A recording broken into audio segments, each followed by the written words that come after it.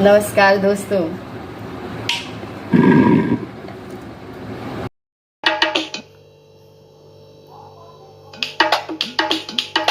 सोने के ठरियवा धनी जेवना परसली सुधी भुलाई गईली ना, सुधी भुलाई गईली ना। कलमी अमवा कहो चटनिया सुधी भुलाई गईली ना, कलमी अमवा कहो चटनिया सुधी भुलाई गईली ना।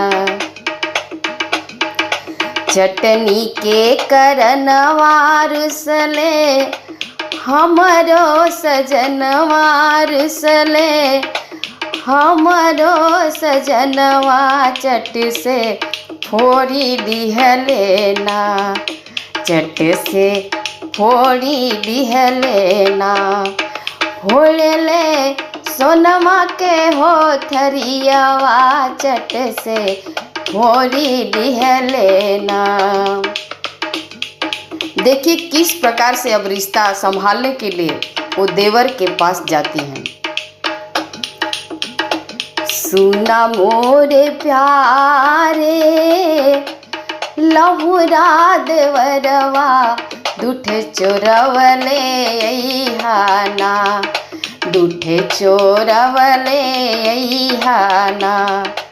कलमी अमवा कहो टिकोरवा दूठे चोरवले हाना, कलमी अमवा कहो टिकोरवा दूठे चोरवले हाना। पाकल पाकल अमवा देवरू झोलिया भरवले, देवरू झोलिया भरवले दूठे चोरवले लेना, दूठे चोरवले लेना।